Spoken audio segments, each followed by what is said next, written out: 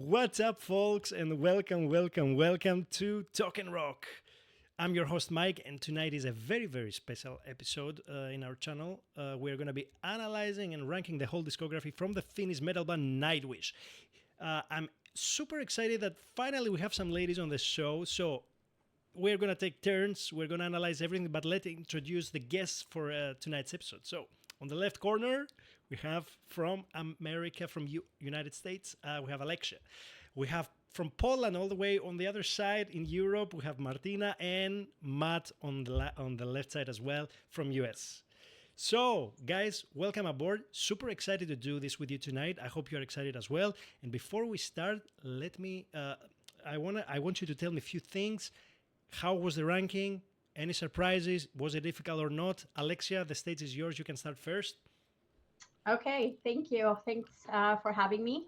Um, it was really difficult. I thought it would be an easy task and one that I would have no issues with. But the more I looked at the albums, thought about the singers, the themes that were covered in each album, the songs, the task became more difficult. But it was really enjoyable. I get to listen to songs that I hadn't heard in a long time, and I learned a lot of Nightwish facts that I wasn't familiar with. So overall, it was a really great learning opportunity, and it was really fun. All right. And criteria-wise, you focus on the which songs you like mostly. You focus on mastering, mixing the sound of the albums with singer. What is like the You biggest know, factor? I started with that in mind, but I had to throw that out of the window because it wasn't working for me. So I think my final ranking ended up being based on my personal feelings to the albums and kind of like thinking back as to what I felt when I first listened to them. So it's more of a feeling thing than a more factual thing. All right, all right. Martina? I'll be honest, it didn't. I didn't find it really hard. I was raised with Nightwish, so I definitely have my favorites vocalists, and my favorite songs. So the task was really nice for me, and I think I get everything done, but I wasn't really objective. All right, okay. Wait for the top 10. What Yes. about you, Matt? How did it feel like? I mean, for me, it was pretty easy. If I'm being honest, I have my favorite albums. And it's like I thought my list was finalized until this morning, and then I'm going back and listening to another album, and I'm like, oh crap, no, I actually like this a little bit more than I thought it did. So then I raise it up in my listing. Still didn't make my top five, but it definitely moved up from the bottom to a little bit higher in the pack. All Um, right. yeah, other than that, the list itself was pretty straightforward and pretty easy for me. Okay. Curious to see if you're going to say the same about the top 10, buddy. Very interesting to see. All right. At this point, I just want to say that in the end of the ranking list, we're going to debate of which singer is your personal favorite, which singer fits the best for the band according to you. And let's see, we are going to judge. Maybe you're going to say, for example, my favorite singer is Annette, but I think that Floor fits best for the band. But my number one album is with Taria, for example. Something like this may happen. So we will see. And before we start, guys, let us know in the end which list of Alexia's, Martina's, Matt's, or mine is the best. Let us know in the comments which is your ranking list. And of course, don't forget to hit the like button and subscribe and join us to this beautiful musical discussion community. So, let's start with the ladies. So, Alexia, hit me with your number 10. And just a small parenthesis, we have some generation gaps, which is very interesting to observe. Martina is the youngest one. We don't need to say exact age, but let's say that I'm still a teenager. yeah. So it's also interesting to see, the different generation, not huge generation gap, but a few years. So to see differences there, it's going to be interesting. Yeah. Well, I've been around the block for a while, so um, so my number 10 is Angels Fall First. And I think I ranked it in number 10 because it wasn't the first album that I listened to. And like I mentioned before, my ranking was mainly based on feelings and my association to those feelings when I was listening to songs and albums as a whole. So this album actually I listened to, yeah, quite a bit later after I had discovered the band.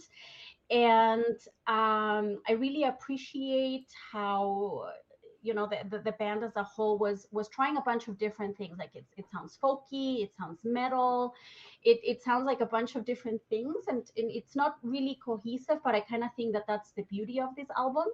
It feels like, you know, Thomas and the rest had free range. There were no pressures from record labels or the public, and they were able to explore what they wanted to at that point in time. And I think that that was a really good exercise in allowing them to know what direction they wanted to move forward with. So I really enjoy songs like Elven Path and Know Why the Nightingale Sings. I really like those fantasy elements, and I was really happy to see that the band, you know, continued for a long time, further exploring those mythical stories and fairy tales. So even though it's at number 10, I really love the album. It's just, you know, that it came later in my life, so that connection is not quite there. All right, all right. Uh, I mean, not surprised here. Let's continue with Martina. I mean, not surprised that Angel for First is not in the top five, for example. But uh, it's as you said. I agree with most of the stuff you said, and it's actually very raw. I don't know if you knew that it was actually a record that was sent to companies without mixing, mastering anything. It's completely raw, just to attract the record companies, and they liked it in the end, and they just released it like that. So there is that as well.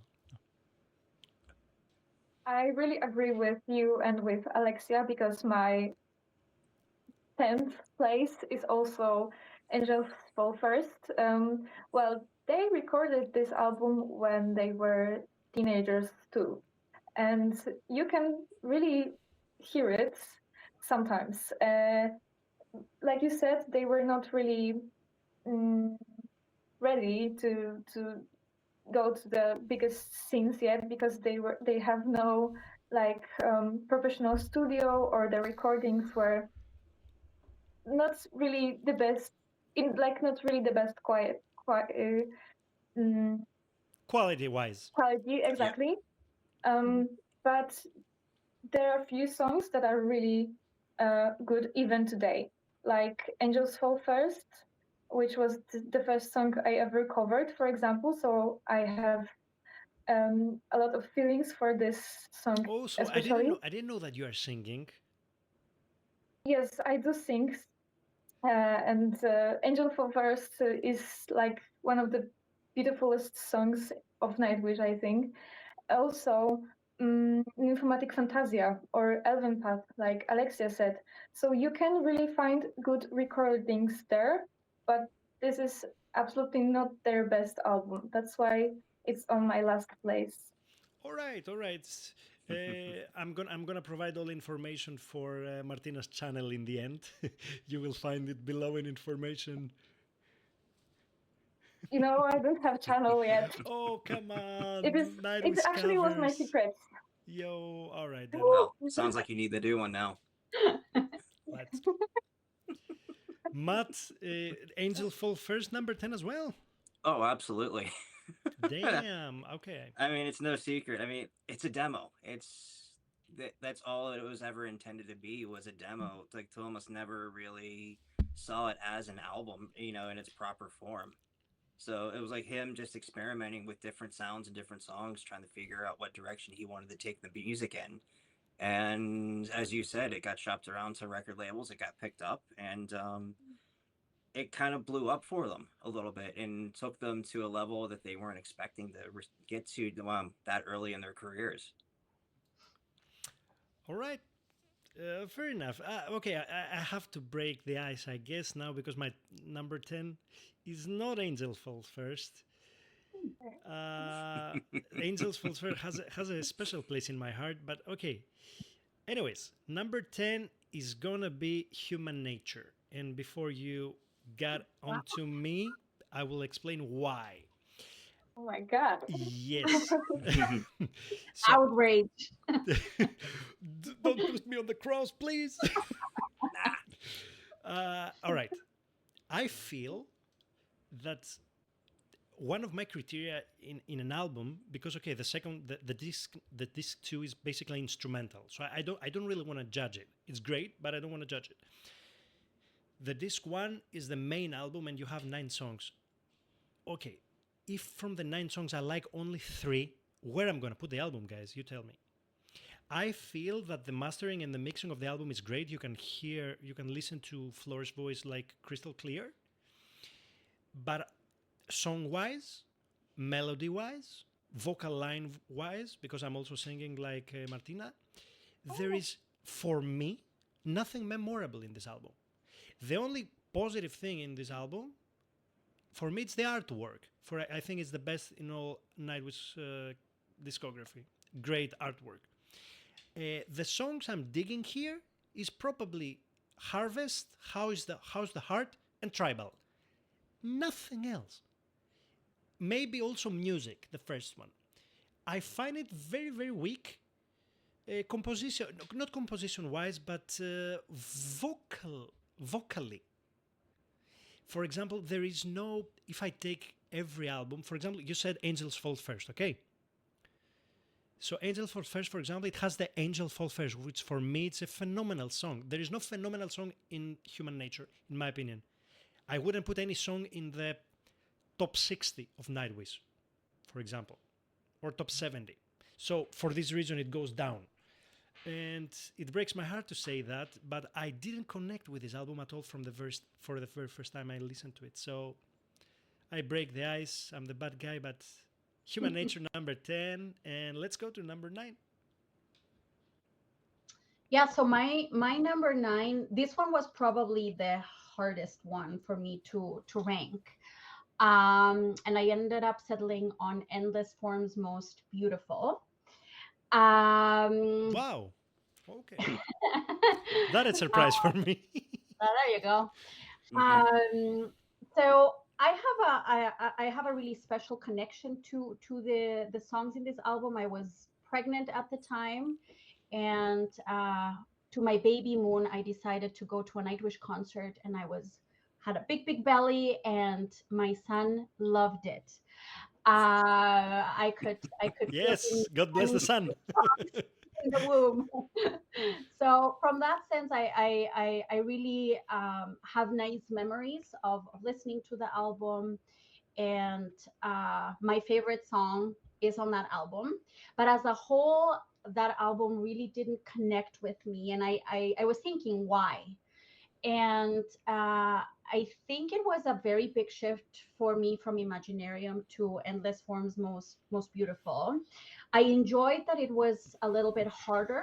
A lot of the songs are heavier, and I think that Floor uses her voice beautifully. You hear her range. But I think when I first listened to that album, I was really hoping to hear that dramatic operatic voice that she has, and I didn't get that.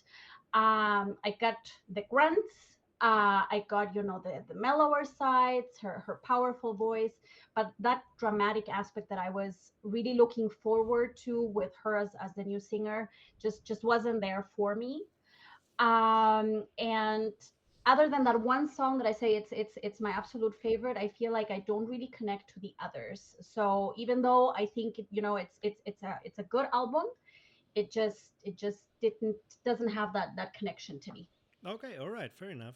Well, at this point, I just want to say that if we compare the singers a little bit, you are not going to see so many operatic elements like with Taria. It's normal. They are different kind of singers, completely. Taria, Annette, and Floor. But I miss personally the operatic elements a little bit because I grew up with the operatic Nightwish and not with the pop Annette Nightwish or more melodical Floor. But I enjoy every era. But yeah, okay. Martina? My Surprise! ninth Surprise me! place is Wishmaster. Oh, this is oh my god! Oh my god! Call I love 911! this. Call 911! Oh my gosh, I I love really this. apologize Well, I for mean, you guys and no, for the listeners of this podcast, but I have similar reasons as Alexia. It didn't really stuck with me as I wanted. To be honest, even Angel's Fall First was better at this point.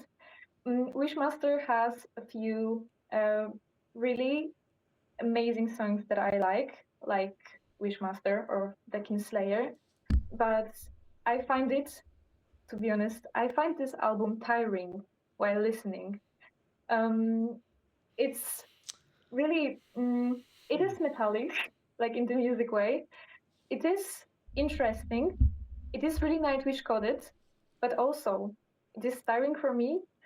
And even if I have like 2 CDs of Wishmaster, I don't really put it in my like CD player because it makes me feel tired after the Chroneless, for example.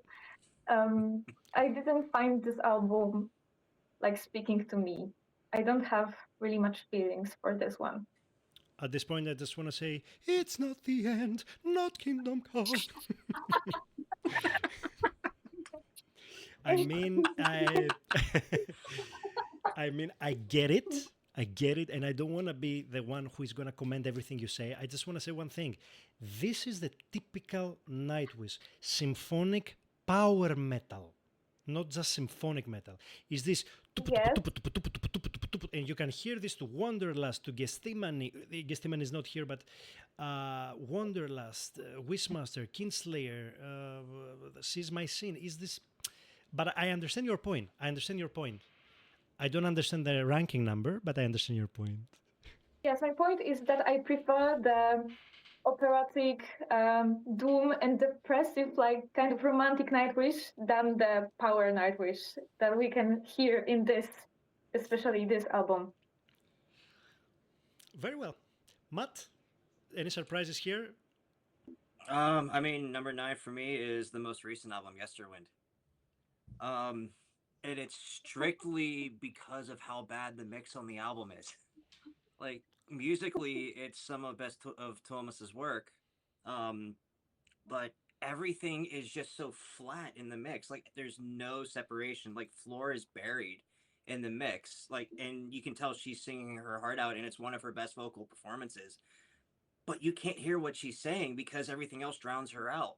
And then there's times too where it's like Kai's drums are drowned out, or like Empu's guitar is overshadowing everything, or the orchestra is just like over top of everything, and you just, I don't know, it's a very frustrating album for me. I hate saying it that way, but it's like it's the best way I can describe it is it's their most disappointing because of how good the music is, but it's just the mix is so bad I can't listen to it. Like I get so frustrated I turn it off.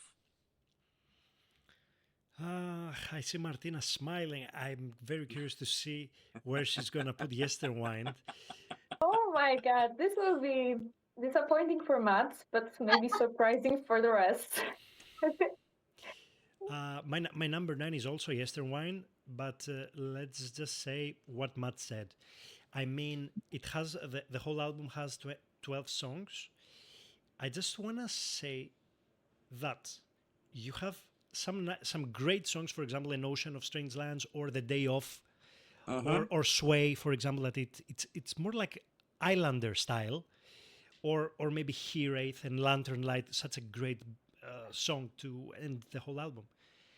But we have a song here that it's called "The Children of Eta," which is like disco of the 80s. What the actual fuck?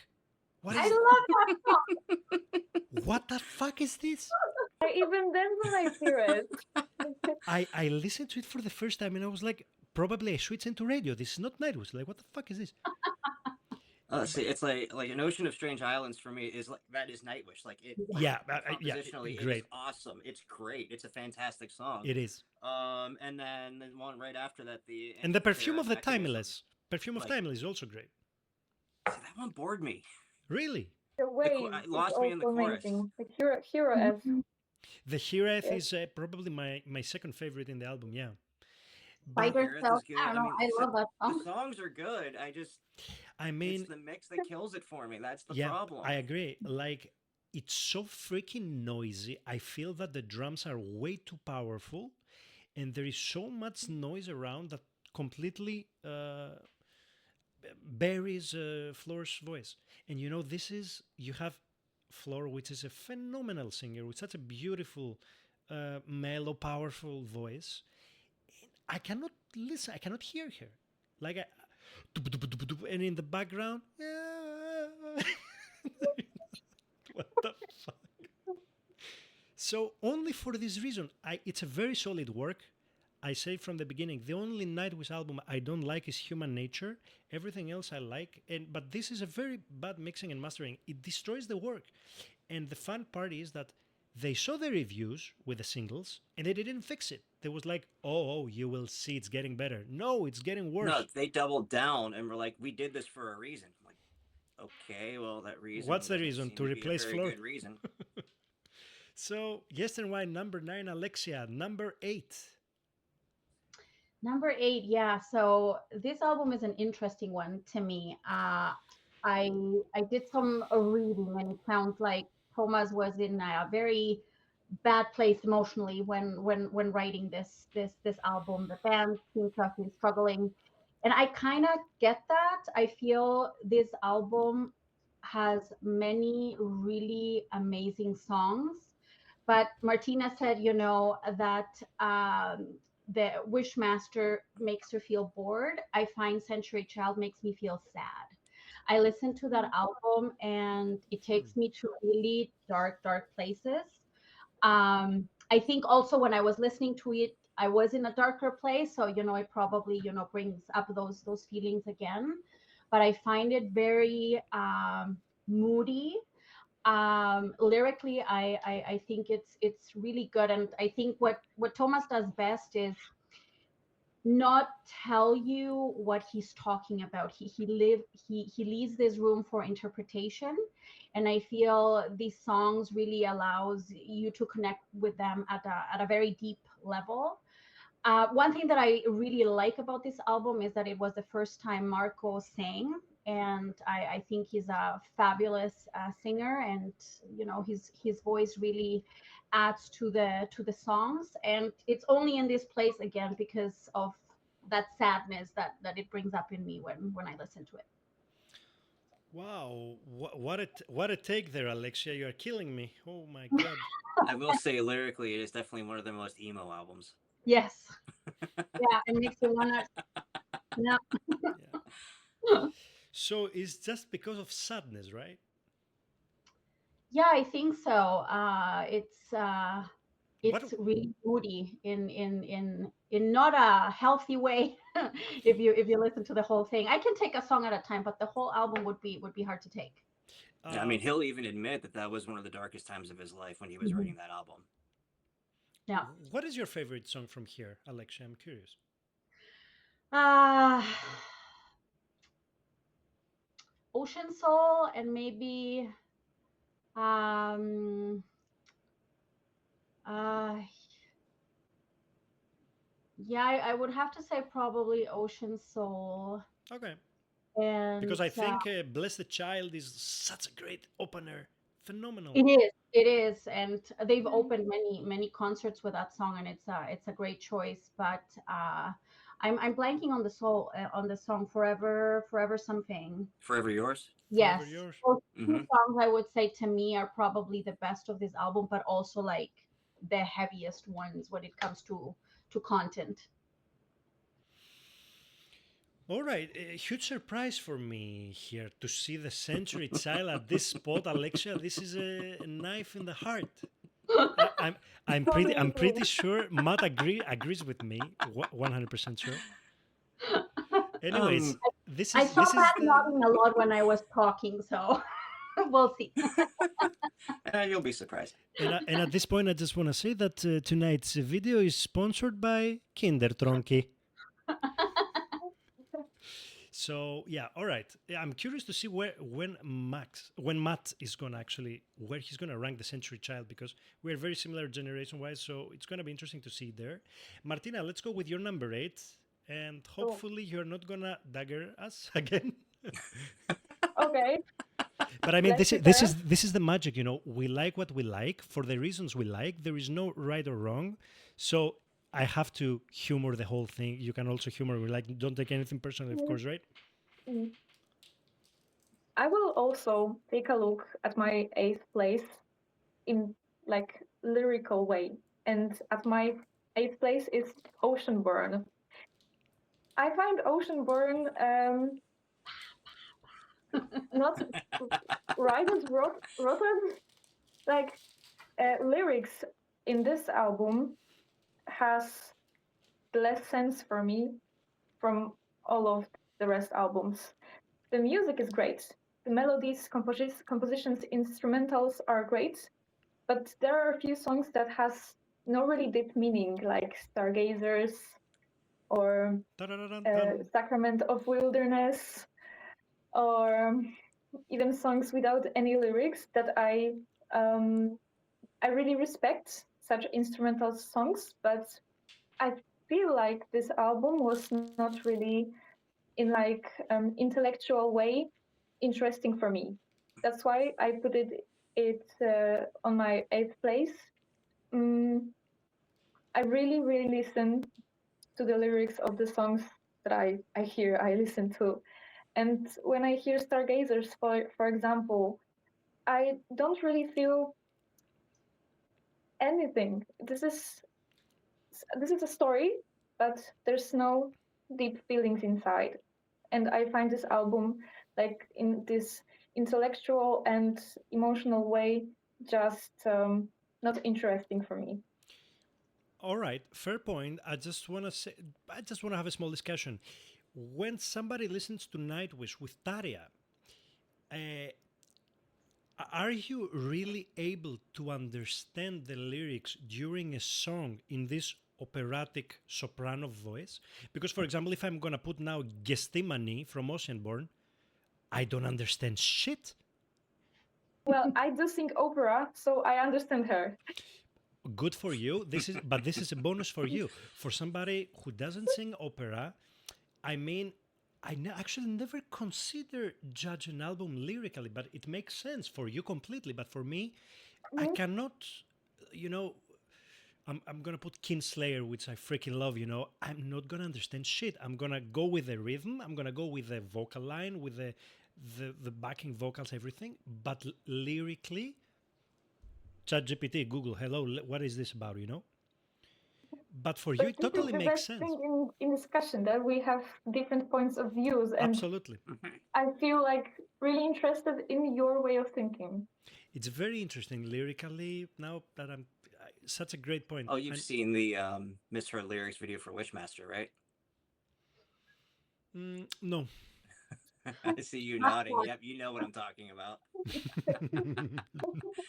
So yeah, I mean, it's like if you guys haven't seen that, I'll send the link to our group chat. But with But it's Wishmaster is about hilarious.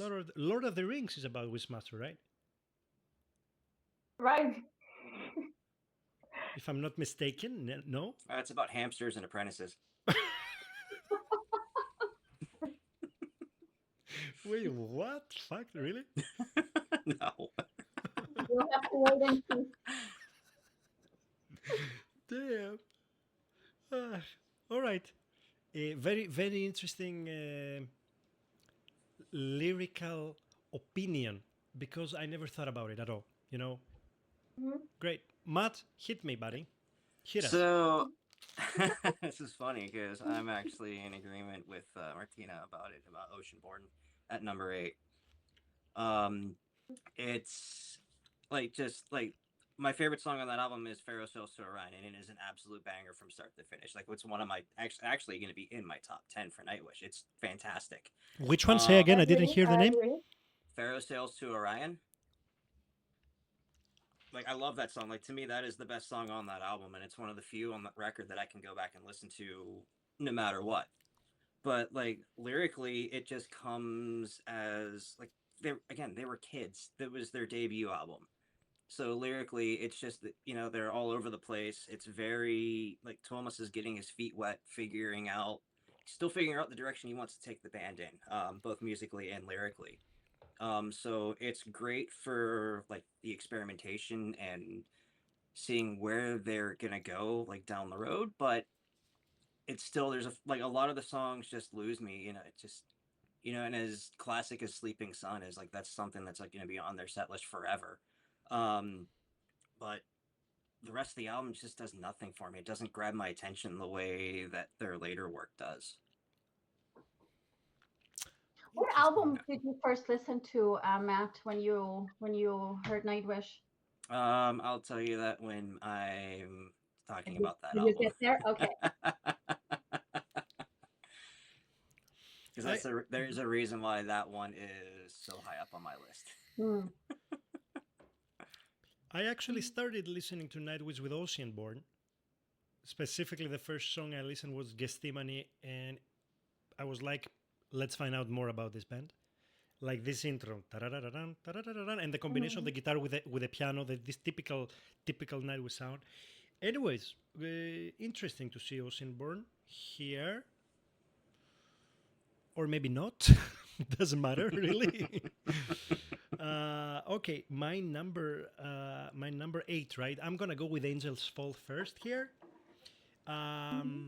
It's we pretty much analyzed many things around it because you had it last one. So yeah, it's a demo. But what I want to appreciate here is that you have some songs, for example, like Beauty and the Beast, that they combine so many different rhythmic parts and let's just say 2 3 songs in one. And right now when you see the whole discography, you have Ghost Love Score, 7 Days to the Wolves, you have Beauty of the Beast, everything you have. But back then that was the one, that was the epic one then. That was the Yes. unique. And it was the, if I'm not mistaken, the second song it is, after Elven Path, if I'm not mistaken. So you have to appreciate the potential that was there, and that's why it doesn't go last in my list. And you have double vocals. Angel for First is a great song. I love it personally, one of my favorites. Not top 10, but top 25, I would say, maybe. But you have two songs that they are insta skippable for me. Like they are coming, and I'm like next. And this is The Carpenter, and the last one, Lappy.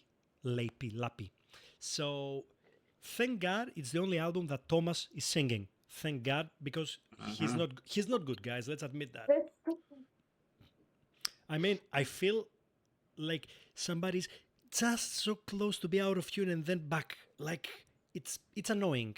It's annoying. I don't like it. But heads up for the great freedom, the nice fantasies, nymphomaniac and stuff like that. He was like 18 years old. What an 18-year-old guy is thinking. So you can see that in nymphomania. I feel like he just discovered what that word was in the English language. He's like, oh, I'm going to write a song about it.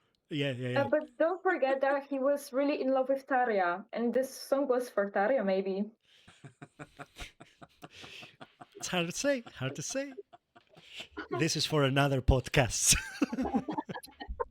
So Angels Fall First, appreciate the early greatness. And number 8. Alexia, let's go on. So number 7 for me is Human Nature. This album I really enjoy, and I think like all of the other ones, it's because of when it kind of like entered in my life. COVID was happening, and I think for many of us things seemed pretty bad, isolated for a long period of time. So having the songs to look forward to, and then the Islander Arms online concert to watch was something that I don't know, that I like to remember of that period in time. I also think that Michael, you were talking at the beginning about us being different generations, and I think that with Nightwish, I kind of have grown up with them. So I appreciate the earlier albums where they, talk about fantasy and young love and how they explore that. And then how they start talking about biology and evolution. And here where they talk about nature and how humans fit within all of that. I feel like those were thoughts that were also going through my mind. So I felt like a lot of those feelings and sentiments kind of came out in that album. Musically, I think it's beautiful. I love Procession. I love how she speaks and how that is almost like a story that Flores is telling us. I feel like with Endlessness, kind of like Marco said goodbye. I'm really sad that we likely won't get to hear him sing that song live. Um, but yeah, that album really holds a special place. All right, all right. Martina? So at my seventh place, we have Endless Forms Most Beautiful. Um, I really, really appreciate this album. And the only reason I gave it this place is that I find the mastering pretty weird on a few songs. I can I agree see with Matt that. I see Matt agreeing, so I really appreciate it because I was pretty thinking like, do I really have a problem or is it weird in a few songs, uh, especially in the songs "Shadow Before the Beautiful." It's pretty weird, and even if I really like this song, I just can't really listen to it with like feeling the power you can feel if the mastering was better. Also, I love this album when it comes to lyrical way. As a person who is interested in science and studied two fields of science, I really appreciate the lyrics in Endless Forms Most Beautiful or in Human Nature also, but we will it will have its time. This is the only reason. The most interesting song in this album I find, of course, the greatest show on earth, which is really the greatest show on earth, I think.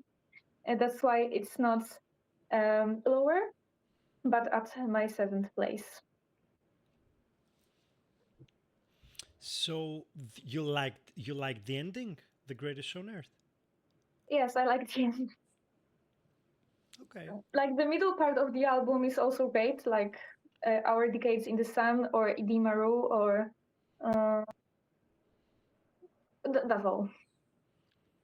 No mention for Walden and Alpenglow. I'm scared. Oh, I also was covering those songs, so I don't know. I didn't put them now, but like I feel like those songs are the ones that I was talking about when I was talking about the mastering. Also, Whoa, really? yes. Okay. Matt? So mine is also Endless Forms Most Beautiful. Mhm. Nice. It's I mean, how do I describe it? I mean, I love Shudder Before the Beautiful. Like to me, again, that is like Ocean to Strain Islands. That is a classic Nightwish song. Like it's got everything that makes that band great. Um, Yours is an Empty Hope is really good too on it, but especially like hearing Flora growl during the chorus, it's like holy crap, she's able to do that. That's amazing. Um, but it's like a lot of the songs I feel like they have great sections. Then it's like you're hearing a riff, or like a verse or just something like musically you hear it and you're going like, okay, this is awesome, this is great. And then they kick into the next part and you're like, what are they doing? Like Yes, it's yes. like what is going on there? It doesn't blend with what you were just doing. It's like you're just it felt like they were throwing a section in there just to complete the song. I felt like in a lot of spots. Um and Greatest Show on Earth, like I love the ambition for it. And being a Rush fan, like 20-minute long songs have a special place in my heart.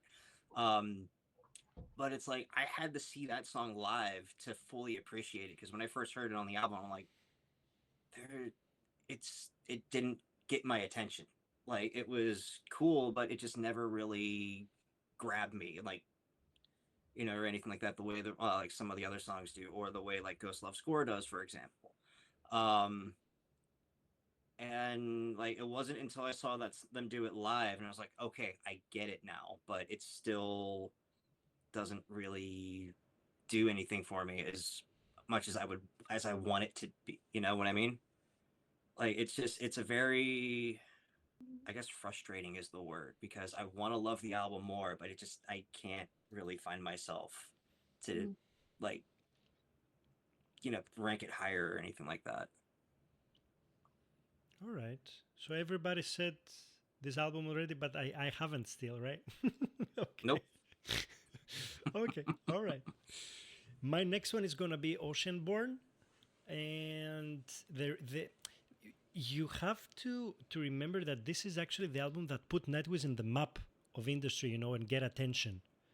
So, as I said before to Martina, lyrically I cannot judge it because this is so operatic that I cannot understand the lyrics, and I'm not the Okay. guy. I like generally I like as a singer to pay attention to lyrics and stuff, but not when it comes to Nightwish.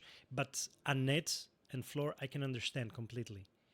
Even when, for example, Floor is singing Tarja stuff, you can understand. But the too much soprano style from Tarja, which I love, I cannot understand it. So I cannot judge it lyrically. The reason it goes that kind of low, let's say, in my list is that because I'm I'm not digging it so much like other albums. There are great songs here, for example, like Riddler, Gethsemane, Stargazers, Grey Opening, even The Faro Sells to Horizon, great song as well. But I don't like the mixing a lot.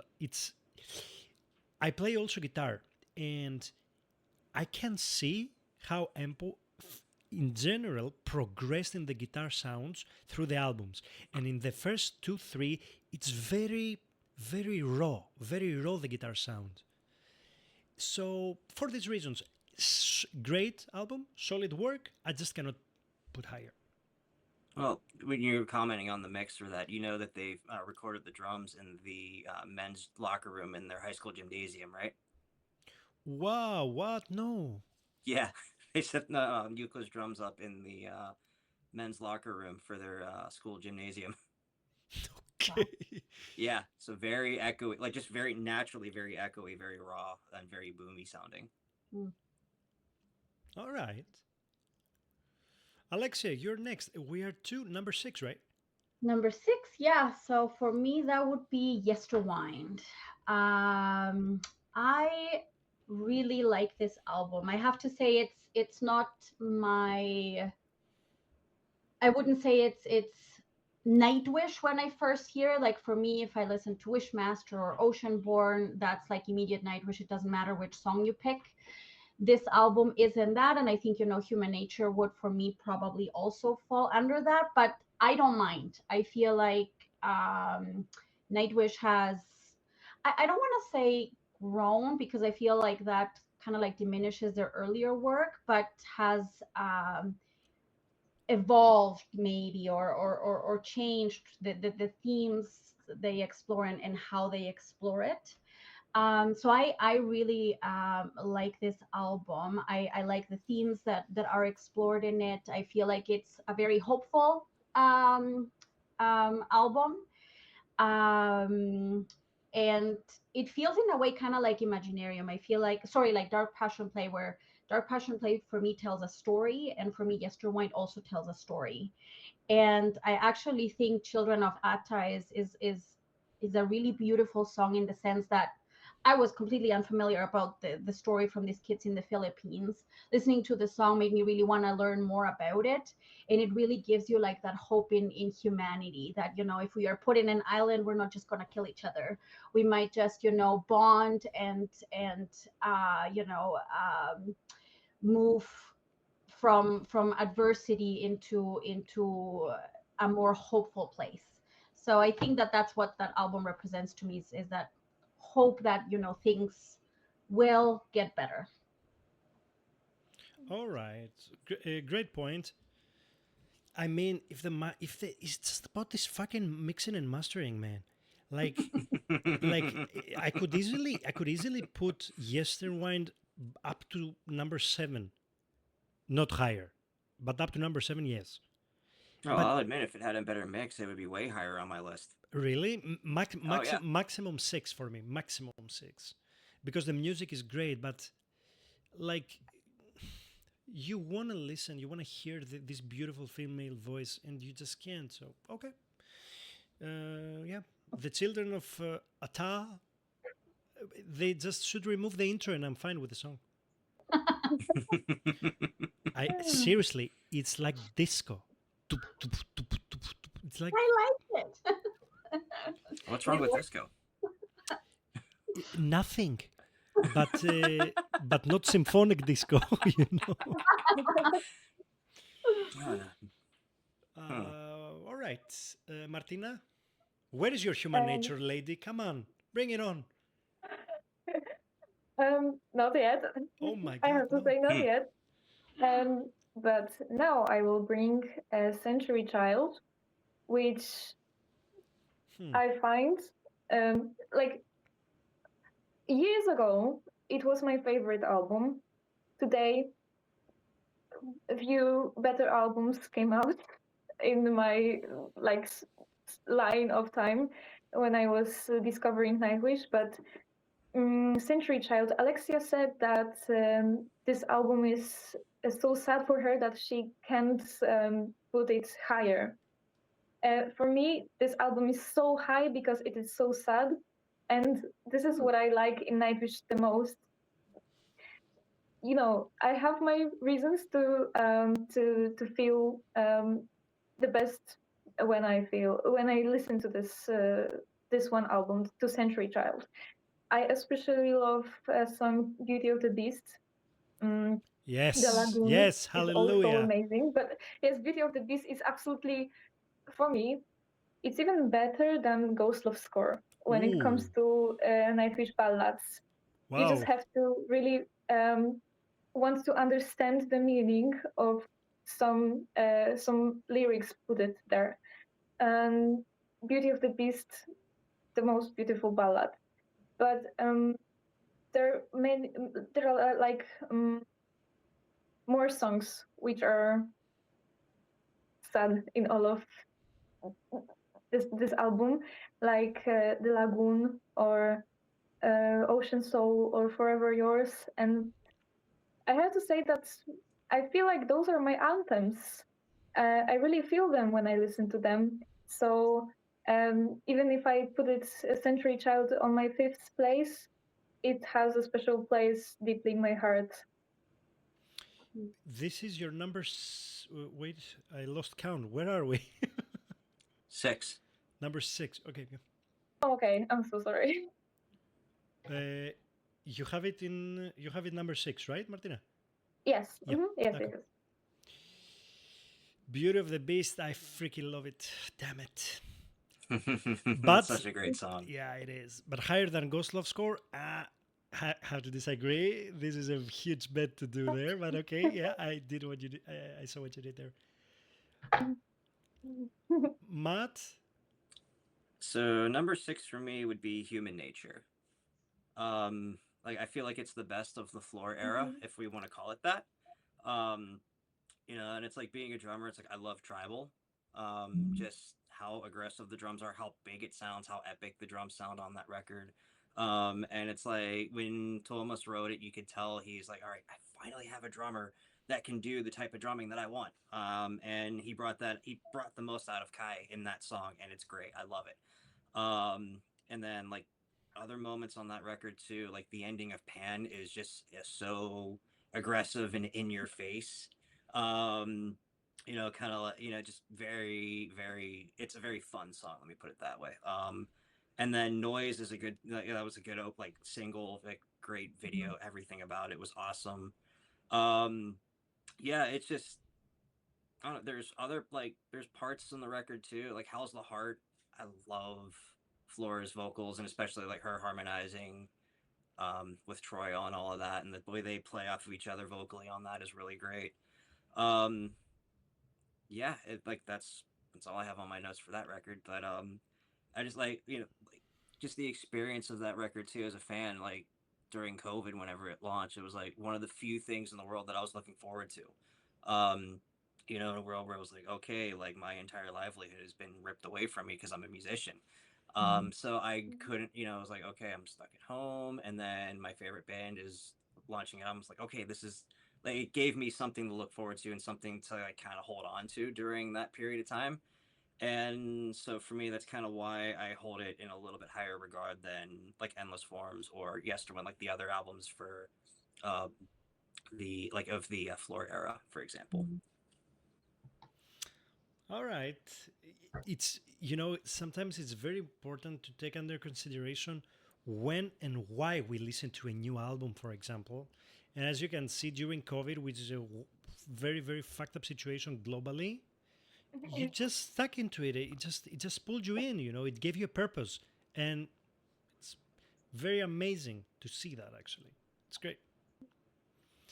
Okay, I'm gonna also gonna go number 6 with the Floor album, "Endless Forms, Most Beautiful." It's actually the album that we have Kai in the drums. We have also Troy as a full member, and for me, is my personal favorite in the Floor era, as Matt said. I like the intro. I like the intro, the sadder before it beautiful. I think it's a great opener. My Walden is like My Walden and Alpenglow are my favorite songs in this album, and My Walden is basically I Want My Tears Back. If you put back to back the songs, they like the pipes and everything is nice.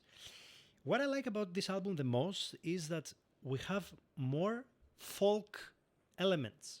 So Nightwish, it changes between symphonic metal, symphonic power metal, symphonic folk metal, symphonic gothic metal. And here you can see and appreciate more elements of folk. So I like that. And especially my Walden, it reminds me of, I don't know, Hobbiton. I don't know, in the Shire, partying or something, the wine from the distant hills and stuff like this. I like it. Ironically And enough, I have Return of the King playing on my TV right now. so it makes it very unique as an album because it has so many theatrical style vocal lines from Floor, and I really appreciate that. So mastering, mixing, I think it's great. You can crystal clear listen to the Floor's voice from top to bottom. I saw Nightwish in 220 in the Decades tour, and they played the greatest show on earth. 24 minutes, huh? I am my number one or two favorite band is Dream Theater. Like Matt said, Rush, I have Dream Theater, progressive metal, and they have marathon songs, Octavarium and other stuff, like 10, 15, 20-minute songs. I'm used to it. Nightwish and piano, 24 minutes is just too much for me. I liked it live, but I'm not going to put it in my playlist. Nightwish I mean, that's playlist. why I said I had to see that song live to fully appreciate it. It was, Mm. yeah, it was an Yes. experience. Live is an Yep. experience, but when you are home on your headphones or in the car, it's not an experience. It's like a 20, 24 minutes marathon that you're like, okay, let's move on. So yeah, Endless Forums number 6, and we're going to the top 5, and Alexia is gonna say, Dark Passion Play. oh, okay. Um, yeah, this album is an interesting one. I probably most of the songs that I like of Nightwish are in this album. Um, but I don't love the singer. Um, I I think, I mean, to be really fair with Annette, I can't imagine something more difficult than put like that being put in her shoes. From the Taria era, and then having her as a very very different singer, I think is difficult. So again, similar to Endless Forms Most Beautiful, where I had an expectation as to what I wanted to hear, I didn't get that here. But that's not necessarily a bad thing. I think she kind of made the songs her own, and I think this album kind of needed someone to voice all those inner feelings that Thomas was feeling. And I think he actually did a really good job of it.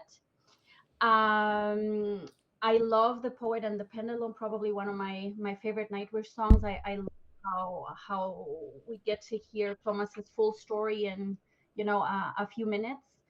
And like with many of the other Nightwish songs, I feel like I connect with them on a deeper level. And I don't know if you have children, but if you don't, and if you ever have them, sing to them Meadows of Heaven and they'll love you forever. My song loves that my son loves that song. It's the best lullaby. So yeah, this album is truly special. The best, not outro, the best ending for an album for me, almost in the whole Nightwish catalog. Phenomenal. Yep, I would agree Meadows with of that. Heaven. Phenomenal, phenomenal. It's That's a just, beautiful song. yeah, it is, it is. I just want to add one thing. I'm gonna say in my turn when it comes to Dark Passion Play, best Nightwish album that has the best ballads. Mhm. Best. Yep. By far, miles away ahead of any Taria or Floor. Meadows of Heaven, Islander, uh, two more, but it doesn't come to my mind right now. But yeah, four. Great stuff. Martina? I can really, really agree with Alexia. I really enjoy the songs of the album Dark Passion Play, which I put it now in this place. But I don't really love the singer. But I will add something. Um, I understand why Annette was chosen because imagine if a girl, if a woman with another operatic voice would be chosen, they will be. Um, it would be, for example, when there was a contest for the next Nightwish singer. There was Yep. also, of course, Annette, but for example, Simon Simons from Epica. Imagine if Simon would win. Simon and Tarja would be versus all the time. They would be judged all the time. Which one is better? With Tarja and Annette, you can't do it because they are so different that there's no sense to compare them Mhm. to, you know. So I really understand why Annette was chosen, but I don't enjoy her voice, her way of singing, and I have to say I don't like her live, Mhm. especially when she sings Tarja songs, like songs from Tarja's era, right? She really changed them and makes weird vocalization things, which I don't really enjoy. Uh, and yes, Annette is the reason why Dark Passion Play is on my fifth place. Many valid points. Matt, right? Yep. She has many valid points here. She does. I mean, the one thing I will say about Dark Passion Play and everybody like how Annette doesn't, like it was her first record with the band. The thing I can say about that is like the album was already written before she was even Mhm. chosen. Um, so it's like these songs weren't necessarily written for her. She was thrown into the mix and kind of had to learn them and adjust and sing the songs as written almost. Like it's not like Imaginarum where the album was written for her voice almost. Like it was Ooh, already done at I that didn't point. know that. I didn't know that actually. Like Thomas, like yeah, like when compositionally, it's like Thomas knew what he had with Annette for Imaginarum, so he knew like what keys to write the songs in and everything else, so her voice could complement the music. Whereas with Dark Passion Play, it's like he was writing that like during like right after the split, right after they canned Tarja. So it's like like I'll touch on this when I talk about the album, but it's like the songs were already done. So Annette was already brought into the fold and so they really couldn't write the songs around her voice when they were already done. Then how Thomas composed the whole album without knowing the next singer is my question. Because he's a genius is the answer. If what you are saying, Matt, is true. Because Yep. I Oh, thought it's because that he all the actually, demos, Marco sung on all the demos. Like I Yeah, you think, everything can was find it, completed. by the way. What's I that? mean, You can find it on YouTube and Spotify, I Yep. guess. Yeah, they're So all like most of them are out there, especially like Poet and the Pendulums. Like you can hear the lyrical differences a little bit, just like from whenever Marco was singing in the demo process Mhm. versus what was actually released on the album. And the demo was actually a lot darker lyrically than what we got on the album. all right, we'll get back to it. We'll get back to it. What is your number 5, Matt? Imaginarum. So like I love the album. Like, but when it first came out, I could hear the ambition for it, but I didn't appreciate it until the movie came out. And Mm. then once I saw the movie, I was like, I get it now. I get why this song is there. I get why this song is here. Why they wrote this song. Um, my favorite part on that album is Scaretale, both in the movie and on the album. That sequence in the movie is fantastic, in the carnival and everything. And then that song itself on the record, I mean, that is Annette. That Mhm. is her magnum opus during her time in Nightwish, I feel, because she's able to bring out the best of her voice and like really brings in that playfulness from the carnival, but then also shows that like dark and evil side Mhm. of what's going on, and she can translate that very well. Other songs I really love, like "I Want My Tears Back" is a lot of fun. "Storytime" is a great opener, especially like the way it flows in from how you pronounce it, Taika Talvi. Is that it? Catalbi, yes. Yes. So yeah, like from Taika Talvi into Storytime, like I love that transition and everything. And then I wish I could have seen them do that part live over in Europe, because I've seen videos of it on YouTube, and it's like seeing the silhouette of Marco sitting in the rocking chair, singing that back and forth, and then the silhouette disappears, the curtain drops, and then the band just kicks right into Storytime. Like I would have loved to have seen that live. That would have had to have been amazing. What about Ghost River? Ghost River is a lot of fun. I really like that song. Yeah, it will go down. It will go. Yep. Yeah, And yeah, again, that yeah. was another one too. When I first heard it on the album, I'm like, "What are we doing?" And then once I saw it in the movie, I was like, "Okay, I get it." But it's like that's the beauty of that album, is like the way it seamlessly ties into the movie is fantastic, and that's what made me fully appreciate that record. I have to agree fully with you. My number 5 is Imaginarium as well, the 7th album, and it's actually the first concept album of the band.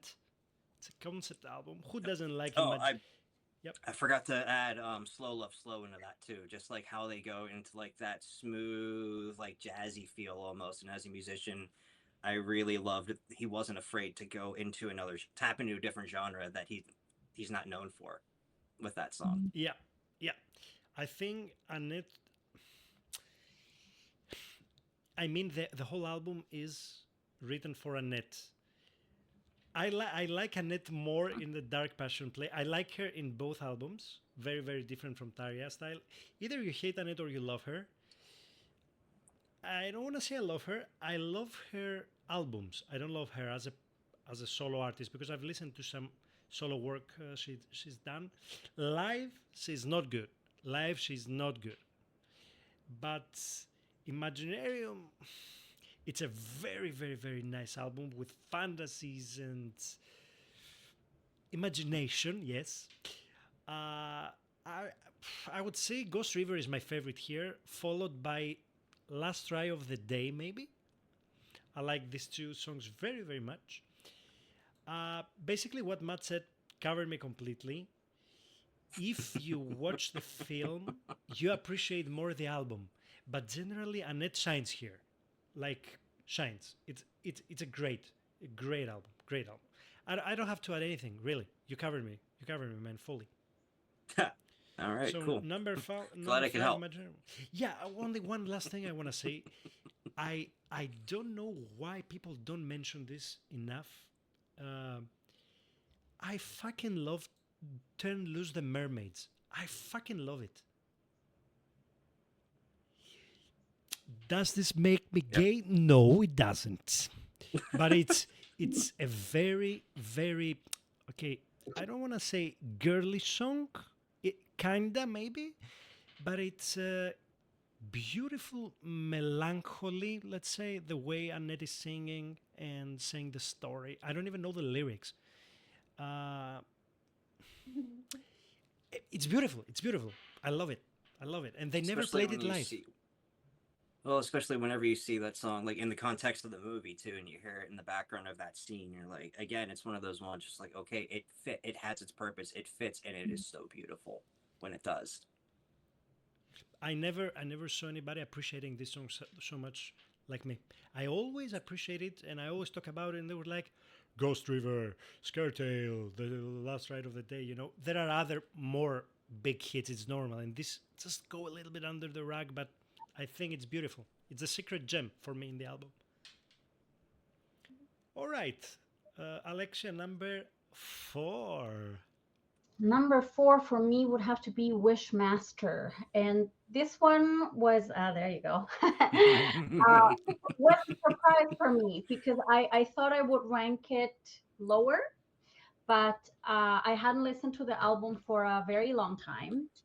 And I made a point of listening to each song, and I was just reminded about how many great songs are on it. So Bear Gray's Misery is for me one of like the best Nightwish songs ever. Just alone the title means nothing, but it means everything, and musically it's beautiful. Phantasmique, I think, is a song that kind of gave way to like songs like The Poet and the Pendulum or The Greatest Show on Earth when it's a full blown story.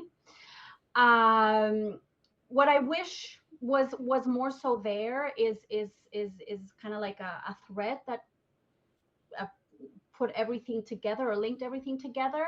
I don't see that in the album, and that's why maybe I ranked it higher. But from individual songs, I think it's really strong. And when I listen to any song on this album, I immediately know it's Nightwish. I can hear the sound, both in how the songs are sang lyrically and the mixing. It's just pure Nightwish for me. Couldn't agree more. This is the typical Mm-hmm. symphonic power metal. Symphonic power metal Nightwish for me. Mhm. I don't know what you say, Matt, but it's you know it's No, I agree 100% with that. Martina. I have a feeling that Matt has also Wishmaster in number 4, so let's go to you first. Okay, so human nature, finally. Um, I decided to give human nature fourth place because this is really high place, I know, and I have my reasons, and the reason is I am I am so deeply in love with all the works of nature, which you can hear at the end of this album. Like there are few or many, much more than a few songs that are fully instrumental, and they are in a classical way, mm, like composed in a classical genre with some folk, but you can still hear Nightwish, the spirit of Nightwish there. Um, I really, I was listening to it all the time when I was, for example, um, learning and studying for my Matura exam, or when I was so stressed. And to this day, when I only feel stressed, I am just listening to all the ways of nature and the rest of the album because for, firstly, lyrics are about nature, about science, about the world that is around me. And listening to it, I can focus on that and I can fall in love with all the things that are around me. So, like everyone, like you said, um, like many minutes ago already, there were few songs that are better and worse, but we totally forgot it about um, the all the works of nature, which I find amazing. So first place from me, thanks to this part of the album. It's full instrument. The full instrumental part, it's kind of unfair to judge it, because actually it's the only Nightwish thing I can play at my work. Because yeah, it's the, I cannot play.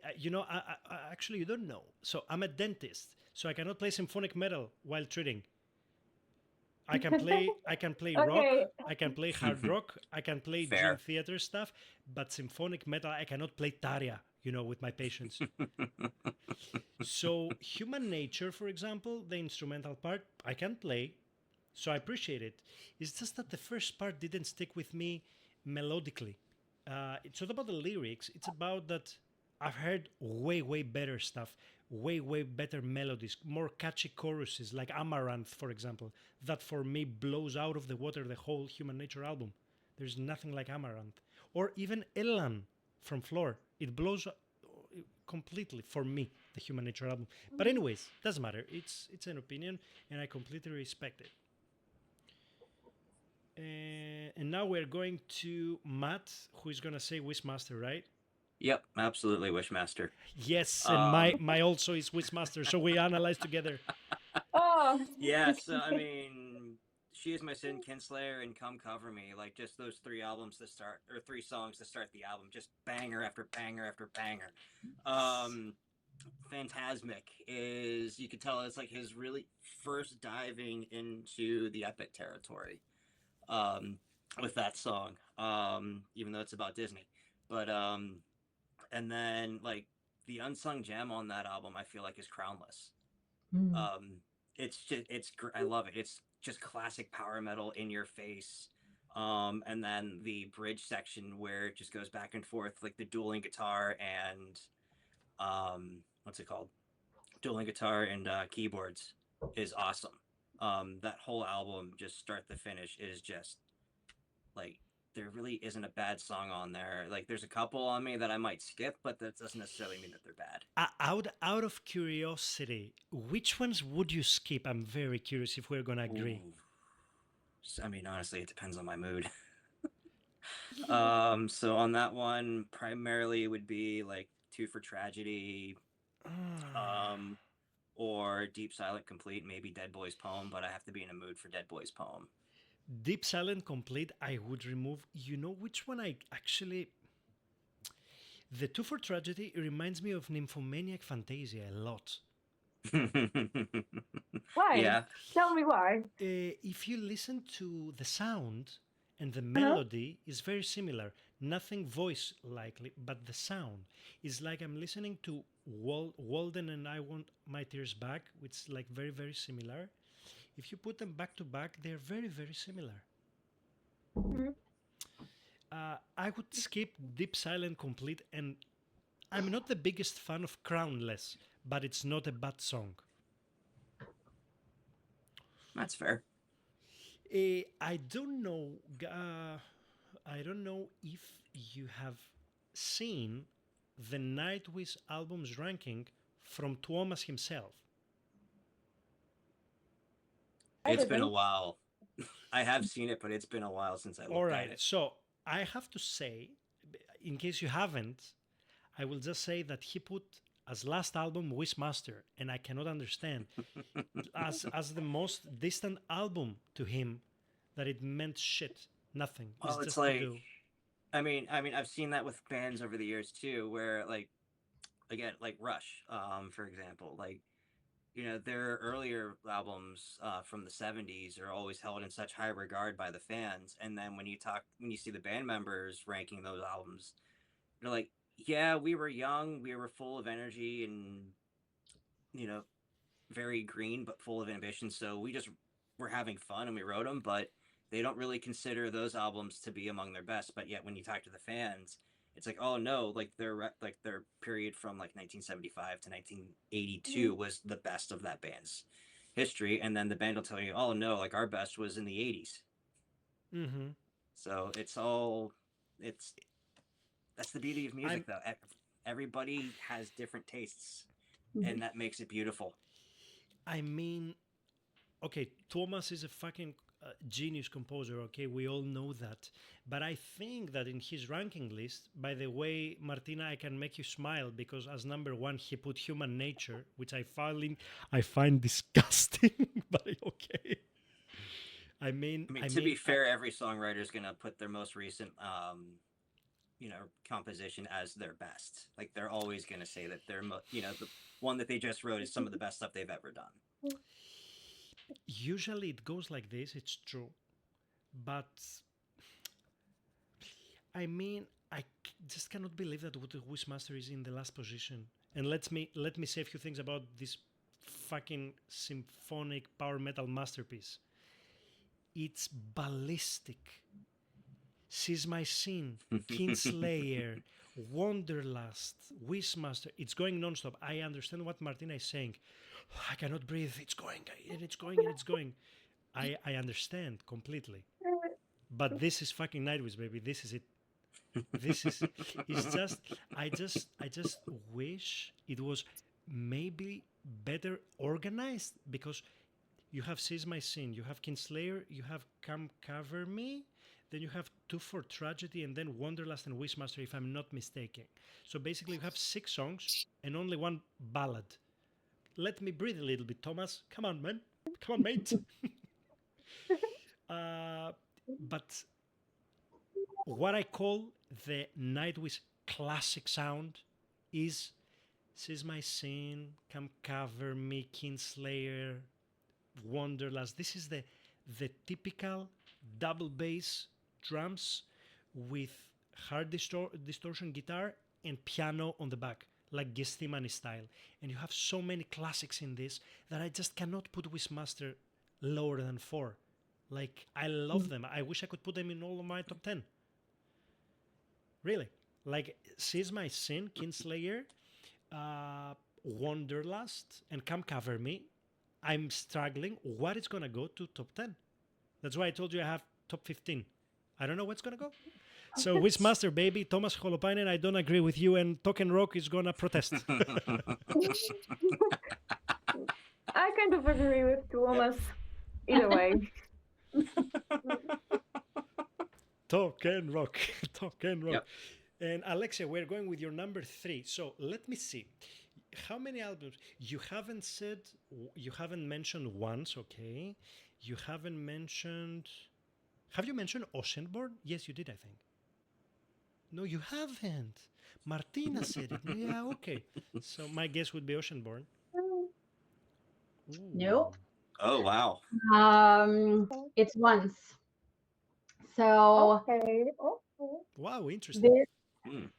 This is the first time I saw Nightwish live with Daria, and it was amazing. Like, that woman is just fabulous live. She is so theatrical and can engage with the audience, and the way that she sang those songs with Marco was just, yeah, amazing. So I think that's one of the reasons why I rank it so high, is that experience of having seen them perform it is really special. I also feel like this is the first time that they started to talk about themes that moved away from like that fairy tale and mythology kind of like side of things. They have songs like Planet Hell and Creek Mary's Blood, which are very I don't know, seem like very urgent topics, important topics. One of the things that I really love about Thomas is in every album he will throw in little things that I as a listener need to go like learning more about. So Quick Mary's Blood was, let me learn more about, indigenous people in America and what happened. With songs like I Want My Tears Back, he mentions Mary Costa. I had no idea who that woman was. So, you go and are searching for those things that inspired him. So I found a lot of those things happening with Once. I really like how heavy the album is. And this is one that, Century Child makes me sad, and this one like riles me up. If I needed to prepare for something that I needed to have a lot of energy for, this would be the thing that I would have on repeat. So yeah. I mean, it's a third place. I mean, it's a solid place in the whole discography. I would expect from you to have it even higher, Alexia, because you're in our generation. I would say 30 plus, right? Who knows? Maybe we are not saying Alex, you know ages you here. never ask a lady her age. Yeah, I'm sorry, Alexia. I apologize. That's okay. But you said you have child, so I suppose I have also a son. So yeah. Mm. All right, all right. So Oceanborn above once for you, Alexia. We will see where. Interesting. Mhm. Martina. Well, for me, it's Imaginarium, which I find really interesting album. And finally, it suits Annette's voice. Um, there are many amazing songs. Um, I'm talking about the most popular, like Storytime, but the songs you guys have talking about also.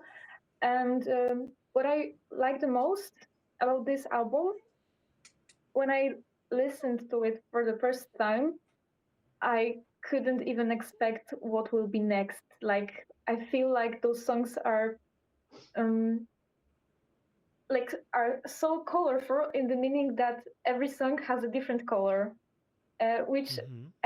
which I like pretty much, even if it comes to Annette.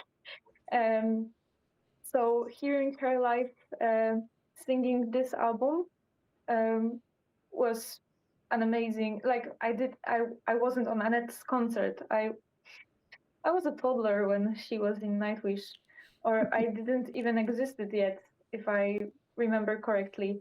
So I didn't hear her live, but I was listening to concert on YouTube. I'm talking about this hearing live, so this is not live. But when I was discovering her in Imaginarium, it was an amazing experience. So um, I wanted to give her a shout out. That's why I put it also something from Annette's on my top three. All right, all right. Cool. I love Imaginarium, even though I have it number five, like Matt. And now I just realized that me and Matt Hmm. probably we're gonna have five, four, three, two, one, maybe exactly the same. Maybe I don't know. Is Century Child number 3 for you? Yes, it is, buddy. All right, cool. Really? I Yeah, knew I it. mean, I knew it.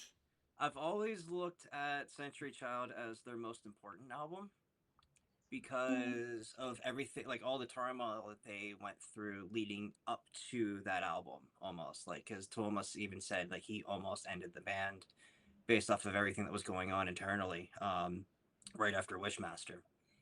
Um, so they fired Sammy and parted ways with him as their bassist. Brought on Marco, which is a much needed, um, like much. I mean, it catapulted their sound in different ways. Mhm. It brought them Absolutely. that, like it, they were able to bring on that dual male female vocal into the music, but also too like Thomas finally realized that the symphonic metal sound is where the direction that he wanted to take the band musically, and so he was kind of getting his feet wet with that and really you know kind of you know started running with it almost.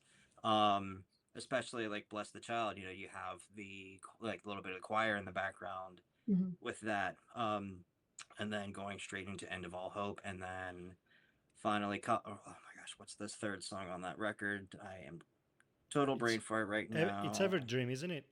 No, Dead to the World. Yeah, I did to the um world. Yeah.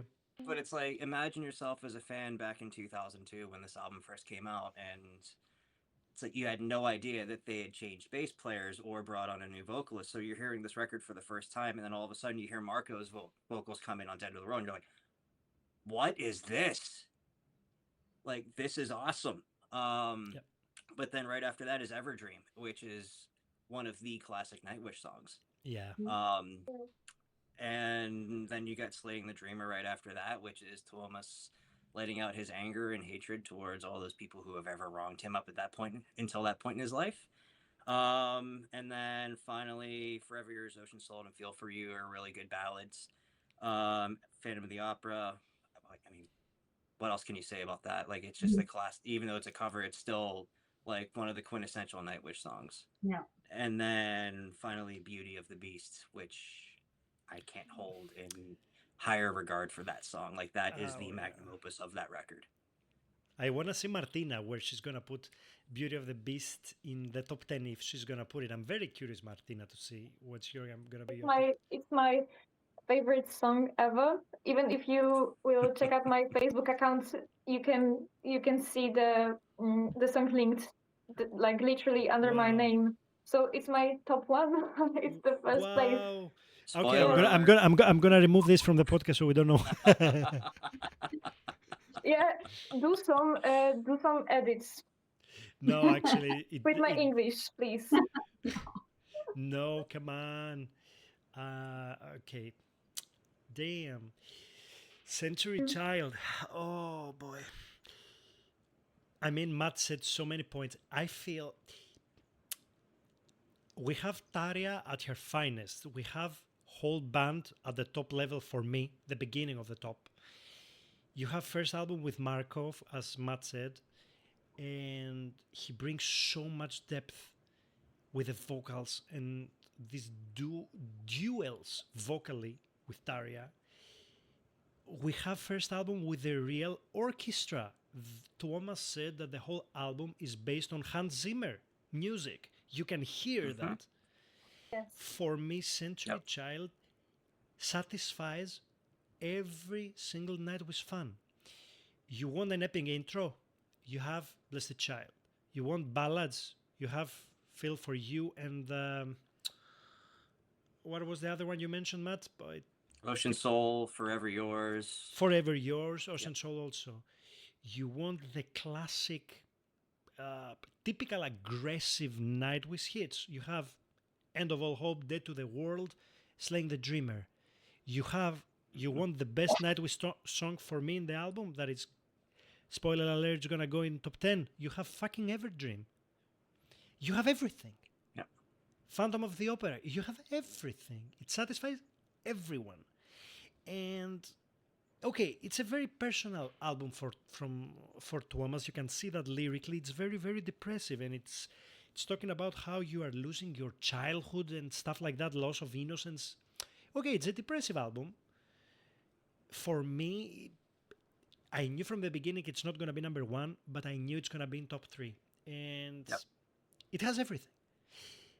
When it comes to the bonus tracks, Wayfarer and what's the other one? Lagoon, maybe. Lagoon. Okay, I'm not dying, but I just said that I don't want to, in general, discuss about the bonus tracks, because some albums it is, and then there are remastered albums or Japanese editions or other editions, and they're adding stuff. So yeah, it's funny though that I want to say one thing, and then we continue to the number 2 and 1. There is no Nightwish album, for me at least, that from number 1 to number 10, 11, 12, for example, whatever the songs the album has, that is absolutely perfection. There is in every album some song that I would like less or even skip.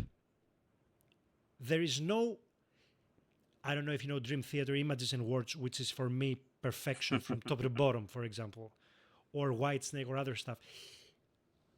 Like perfection, that I'm going to listen to it from top to bottom and I'm not going to skip anything, and I'm going to be like, shut up and take my money, Thomas, like this. There is not.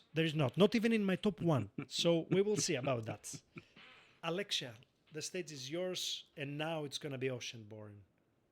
No, it isn't. Oh my God. You woman, you put it there. Yes. I'm a disappointment, I know. So it's Imaginarium. I won't say much. I feel like Matt covered most of the things that I would have said about this album. I'm really happy they made a movie for this, because it has this cinematic sound, so it fits that movie perfectly. I really like how he imagination is takes center stage as a theme for the album, and how everything else goes away, our beauty, our age, even the people in our lives, but that imagination stays. And that is just a beautiful thought. And I had said earlier that in Dark Passion Play, I felt disappointed with the vocals, and I feel like Annette redeemed herself in Imaginarium. I think she really showed the range that her voice is capable of, and more so in in like how low or how high she can go, but how much emotion she can put into it. So if I take a song like Slow Love Slow to Scare Tale, like those are very different sides of a spectrum, and she does them both beautifully. I hate jazz. Like, you couldn't pay me to listen to a jazz song, yet Slow Love Slow is one of my favorite songs ever, and I think a lot of it is how she sings it. I have heard Floor sing it, and I love Floor as a singer, but it doesn't move me. Whereas Annette really moves me with her rendition of this song. So I love just I think what really drives me to this album as a number two is that visual that I have from the movie, that song, and all that breath that Thomas gave lyrically, and Annette and Marco gave with their voices. It's for me almost the perfect album. Very, very different though from your number one, though. Extremely different. Yeah. Isn't it, Matt? A little bit. I mean, Imaginarium and Oceanborn are day and night. Yep. But that's the That's magic. the beauty That's of the it. that's the But magic of that's- music. Yep, and that's the beauty of this band. Yeah, yeah, exactly. Martina? For me, it's finally Yesterwind. And I have to say, I would never ever recommend to listen to this album to the person that is not in touch with Nightwish, that don't know Nightwish, that don't know symphonic Yep. metal, because I believe if that person would listen to it for the first time, it would, like, the person would just think, oh my god, it is so bad. I don't like it. I don't understand it. Too Why much I to think too that? much to digest. Yep. I think that this is the most mature Nightwish album ever, and it's not just because it was released not so long ago. It is so mature in this genre of music that the person who don't know this genre of music will just not understand it and will just not like it. I spent a lot of hours, and I'm talking really honestly, that my first take of this album wasn't pretty, like, I didn't fall in love in a second. I just needed a few days to understand it well, and when I finally did it, I decided that maybe it is even better than once. But as you can hear, it is not, in my opinion, after all, but it is like practically as good as it, as once. So I think this is the most mature Nightwish album when it comes to lyrics, instrumental, when it comes to whole genre of music. But would never recommend it to anyone who don't know it. All right. Matt, you don't have to repeat about the mixing mastering, buddy. Let's move on. No, I wasn't gonna say anything. I mean, it's a freaky mature album musically. It's great, but for me, it's unbearable to listen to it. I cannot listen to the singer, man. Yeah, like I said, I mean, it's like the best thing I can say about it is like musically, it is some of the best stuff that Thomas has ever written. Yeah. Yeah. But But I have to say, there is something bad with the mastering, and this is not only, like, in our opinion. I feel like the whole fan page was burning about this topic after the release of the album. Yeah. Like everyone heard that. I mean, if I was Nightwish, I would remaster it, come on, and release it again. I don't know Can if you it's work on that? a musician, like you all are musicians. I'm not. And when I heard of all of that talk, I couldn't understand it because I don't hear it. Like for me, it sounds intentional. Like I don't see the issue, but it might be because, my ears are not trained musically, but for me, it works. No, and that's fair. Like they even said that like the way they mixed and mastered it was fully intentional. Hmm. Just for me, it just doesn't sound good. That's the thing. Like everything is just so flat. Like there's no like it's typically like when vocals are in, it's like you're gonna raise the vocals up a little bit so you can hear them a little more cleanly. And they don't do that. It's like everything was mixed all at the same level, so that there is no separation between the voices and the instruments. It's like everything is all at the same volume almost. So Mm. nothing really sticks out at certain points. By the way, I have to add that you can really find edited versions, edited thanks to the fandom, when you can finally hear the depth of this album. There I'm are definitely gonna edited have to look those versions. up. Okay. All right, then. There are, yes, which is really interesting that Nightwish couldn't do that, but Random Fan could. So Well, like with again going back to Rush, like they have an album they released called Vapor Trails, and when it came out, it sounded terrible. Like nothing about that album sounded good at all. Like the drums were flat. There was no depth to them. There's no depth to the guitars, no body to the bass and everything. And then about 10 years later, for the anniversary of that album, the band was like, all right, we screwed up. Here's how it should have sounded. And they Wow. went back and remixed it. that's And amazing. it sounds infinitely better. Like Huh. the drums actually sound like drums. The guitar sounds like there's a little bit of body there. The bass is actually like you can tell it's Geddy Lee playing bass. So Maybe something to look forward to. hopefully. Why not? Why not, Alexia? Yeah, that would be great, actually. I just cannot stand the drums in Yesterwind. I know Matt is a huge fan of Kai. I don't know about you, Alexia and Martina, if you pay actually attention to the drum section. For Yeah. me, I cannot judge technically if Kai or Juka is better drummer. According to Matt, is Kai. I always felt that Yep. Juka is the silent force of Nightwish because of the fact how he adapts to the music and he stays on the back while Kai is way more aggressive and way more leading drummer than Juka. Yep. Well, it's like I mean you're a big Iron Maiden fan, so like compare Clive Burr with Nico McBrain.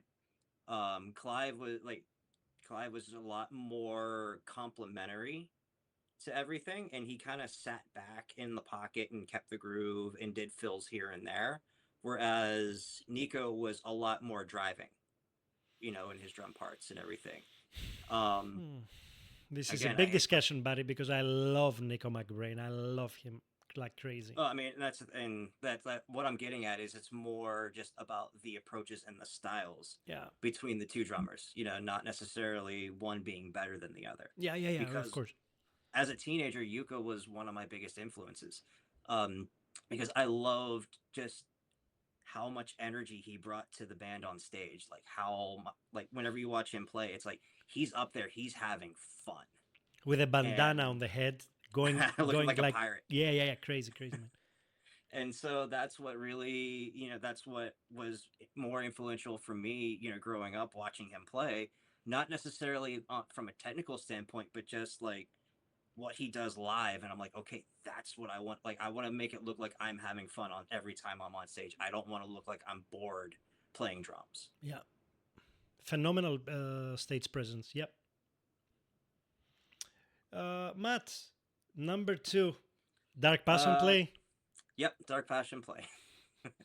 It's, I mean, it's epic. Poet and the Pendulum is one of their masterpieces. Start to finish, it's Tuomas's, I mean, it's dark, but it's his suicide note. Because he was in a very bad place after firing Tarja, and instead of like, thankfully he didn't go through with committing suicide, so he wrote a song about himself committing suicide. Mm-hmm. Yep. And then like everything else about that album too, like going back.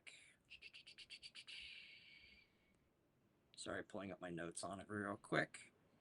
You know, but it's like Bye Bye Beautiful. You can tell there's that, like, again, like letting out all of that rage Yep. and anger that he had towards Tarja and her husband in Master Passion Greed. Whoever Brings the Night is a lot of fun as well. And then I love the intro on Sahara. Yeah. Oh yes. Like it's just it's fun. It's great. And The Islander is classic. Especially like with Marco singing on there. Yeah. I love the instrumental for Last of the Wilds. It's just a jam and it's so fun. 7 Days to the Wolves, again, another classic Nightwish song. The only one to me that isn't something that I would consider like, and I'm not saying it's a bad song, but just to me, it's my skippable song on it, and that would be Eva on there. Just I see your point. For me, it's a fucking masterpiece. okay. But I see your point. I see Yeah. your point, and as a drummer, I mean, it's a very mellow ballad. Yep. You have Islander, you have Meadows of Heaven. I mean, you don't need it there. I understand your point, but I love it. Yeah. And it's like, you know, and as you said earlier too, like Meadows of Heaven is the best closing track on any of their albums. Yeah. Yeah. Far and away the best closing track on any of their records. My turn, right? Dark Passion play. Matt, we have a 5, 4, 3, 2, 1 exactly identical. It's great. All right, I have to read this. 66 members from London Philharmonic Orchestra, 32 singers from the Metro Voices, 12 gospel singers. Add those in a 10-month studio work, and here is your 1 freaking million that it costs, the production of this album. 1 million. I mean, It was a very expensive album for them. wow. And it's also the second most successful selling point-wise than Once. Extremely successful album. So seems that those fans who don't like Annette Martyna seem that the album was actually very successful. But I agree with Martyna, you know. Like from a songwriter's perspective, like Thomas was at the height of his game. Mm. Like that whole stretch, he, like, in my opinion, he was untouchable. Like there wasn't anybody out there that was better, especially in the symphonic metal genre. There was nobody that was better than him through that entire stretch that was doing anything better than he was or writing better songs than he was. Like he was just on fire, and it's like he had that touch of magic almost, and it was just coming out of him, coming out of him, coming out of him with every song, every album. In that period of time, and it's truly a gem to go back and listen to and enjoy. Absolutely, great artwork, very, very beautiful with this big symbol on the back. It's also Troy is playing here, but he's not an official member yet, but he's playing here. Yeah, he was a session guy at that point. Imagine having the whole symphonic world waiting for you to deliver an album after you fired your main singer, you know, and you fucking deliver a masterpiece. Like, this is who Thomas Holopainen is. I mean, can we please do thumbs up for Escapist? Thank you very much, everybody. Thumbs up. The best for me. Yeah, I will say it even better than Sleeping Sun. The best bonus track Nightwish ever composed for me. Like, beautiful track. Oh, Escapist is awesome. Yeah. I wish it was. I really wish they left that on the record. Mm-hmm. I don't know what to say, guys. You mentioned I'm always the last one because I always let my guests talk first. So you basically said everything. I just want to say that I think that Amaranth is one of the best Nightwish singles. So catchy song, nice powerful video clip. Okay, little bit nice video clip when the band is playing, because the story with the angel who is going like this. Yeah. it's kind of funny, but anyways, uh, But it it was was based. Oh, yeah, go. like when it comes to the music video with the angel, it was based on the painting of the most popular Finnish painter. So it has deeper meaning. When it comes to music video, it has a really deep meaning. It is connected with Finnish culture of painting. And this is and that's why the album also has a lot of folk elements, and what Troy brought Mhm. actually to the whole music production, because it's I expected back then that he's going to be in the future permanent member, because also live, in case you haven't seen him, he's perfect. But now you don't have Marco and he's trying to replace Marco vocally. You just can't, Troy, my friend. Sorry, that's the reality. No, it's like part of the burden right now is Yeah. on both Troy and Floor. Like it's like when they do Planet Hell live, for example, it's like Floor picks up all the Marco's parts. Yeah. For me, it's just not a. You cannot call it an operatic symphonic album, right? This is not what you expect. You have a kind of, I don't want to say popish singer, but when I compare Annette to Taria and Flor, she's kind of pop. So Yeah, she's more mainstream. yeah, mainstream. Yeah.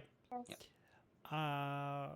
But it's the best Nightwish album with the ballads, the best. And then you have the classic hits like 7 Days to the Wolves, Sahara, Hello, Sahara. Nobody mentioned Sahara, the best, one of the best Nightwish classic, typical melodies with the piano in the beginning, beautiful. Amaranth, great intro, the poet and the pendulum. It has everything. But again, it has one song that I don't like. If you guess it, I don't know what I'll give you. Probably a thumbs up, but try to guess. Cadence of Her Last Breath. Bingo. Mm. Yep. I'm like, okay, which ones did he talk about? Oh, that's the only one. Okay. No. Yeah. So we have basically Oceanborn and Once. Yep. Yeah. Okay, Alexia, we can hear you. Let's Listen talk to it you. up. Yeah. Well, you said that for you there wasn't any album that was like perfect without skippable songs. Well, for me there is, and that is Oceanborn. There are no skippable songs for me on it. I love it. It was the album that I first listened to of Nightwish, and the first song that I listened of Nightwish was The Riddler. And I don't think they ever played it live, but to me that song holds such a special spot in my heart. I love it. And I was a teenager. I was very much into Lord of the Rings, Dungeons and Dragons. So this album just felt like a continuation of all those other things that I already loved. Um, well, there's no like theme that carries the album as a whole. It has all that mythology and fairy tales and storytelling. And one of the things that I really appreciated that Nightwish did was the Decades tour, where Floor sang a lot of these songs, and I already loved Devil in the Deep Dark Ocean with Taria, but man, Floor's version of that song Oh, she gives took me, it to a whole new level. yeah, like, oh, she's just amazing. Like what she does with that song, she made it her own and made it even better. So yeah, for me, nothing to say, hands down, best best album probably for me ever. But my favorite Nightwish album for sure. It's unbelievable how Floor can take older songs and just bring them up to a whole new level. And I had a talk with Matt probably a few days ago or a few weeks, how she was singing Ghost Love Score in Wacken in 2013. Oh my goodness. Yeah. And it just gives me goosebumps, man. I I mean, felt it now. yeah. It's, this big scream in the end. Mm. Damn, we're gonna go to the topic after we finish. So, Martina and Matt, let's analyze together once. I'm just gonna be the how you say it, the nerd guy and say that 250,000 euros, it costs to make the production. Mm-hmm. If you include the video clips, close to 1 million. Also, very expensive album and the most successful album up to date from the band. Yep. And I think what benefited them too at that period of time was the popularity of Evanescence. Mm. Especially here in America, because that was kind of like they were already starting to grow in the US, but then Evanescence's popularity, like you saw so many other bands that the labels were pushing down our throats, like that were female fronted, like hard rock and hard metal bands. And the only one that ever stuck out to me was Nightwish. That was the only one that ever grabbed my attention. Once was the first album I ever heard from them. Oh. So like for me, I remember like I was in high school, sitting on the school bus, and a friend of mine was like, "Hey, you like hard rock and heavy metal, right?" I'm like, "Yeah." He's like, "Well, you might like this band," and he hands me once the CD. So I threw it on my Walkman, and listened to it, and just remember the first time I heard the orchestra kick in on Dark Chest of Wonders, and just being absolutely floored by it. Yeah. Blown away, and like, oh my gosh, this is the music that I have been looking for my entire life. And I was only 17 at the time, 16, 17. So like, yeah, it. And then after that, I got home, I immediately went online and started downloading everything I could find of this band. Saw Planet Hell, and I was like, "Ooh, I like the name of that song," so I downloaded that one, and was absolutely blown away by it again. And just everything after that. Then at that period of time, like I couldn't digest enough. Like you couldn't send me enough of Nightwish. Like that was it. Just like it lit, like you lit the firecracker on me, and I was just so gung ho for the band from that point on. And like it completely changed the way that my trajectory with music was going at that point in time, and I can't thank them enough for that because of it. Martina?